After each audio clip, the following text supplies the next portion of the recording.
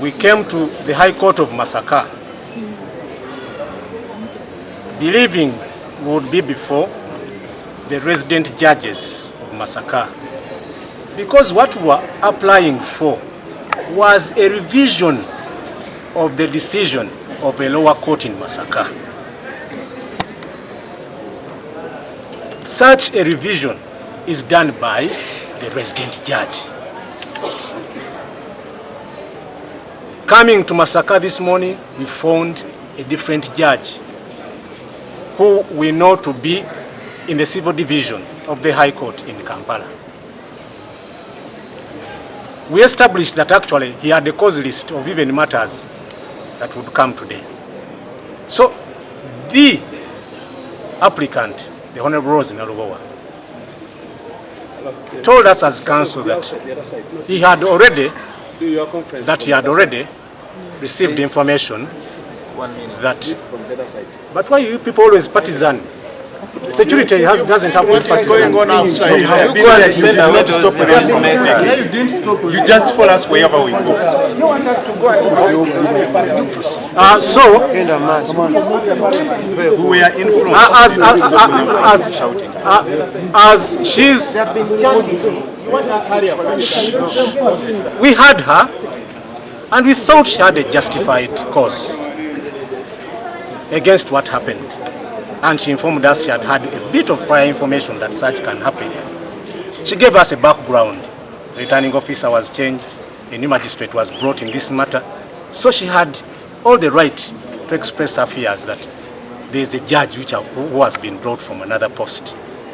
As a lawyer, I know for a fact that the principal judge has powers in election petitions to allocate judges. The world should know this was not an election petition. The instrument under which the principal judge can call for a file for allocation ordinarily would have been in an election petition. So she gave us instructions that given the evidence she has seen by herself, she doesn't believe she will receive justice in this matter. And she instructed us to apply for recusal, that the judge disqualifies himself from proceeding this matter in favor of the resident judges. Or if these judges are not available, probably any other judge but not him. The judge refused to recuse himself with instruction, with a directive that he will proceed with the matter with or without the applicant. As a lawyer, I've never seen a court which says it can proceed with an application without the applicant and their lawyers. And it was for everyone to see. At that point, I realized that it was wrong to continue proceeding in that manner. We received instructions from the client that she did not believe even in that main application she would get justice. And what was left with me as a lawyer is, what would the alternative be?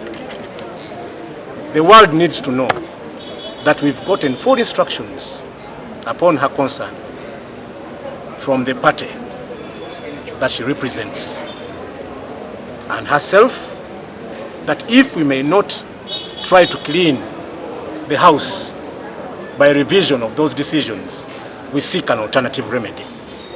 I just told the party and the applicant that actually you have an alternative remedy. It is not the first precedent that such a situation has happened.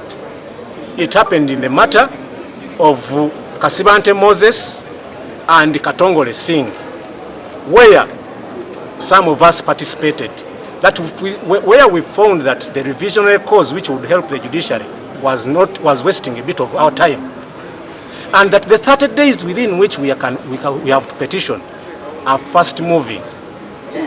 As a lawyer, we had to seek an alternative remedy, a better remedy rather than revision. And that remedy which we have sought is a petition which is ready. So I assure you, the petition is ready. It is only waiting. We are winding up. It is only waiting for certified declaration of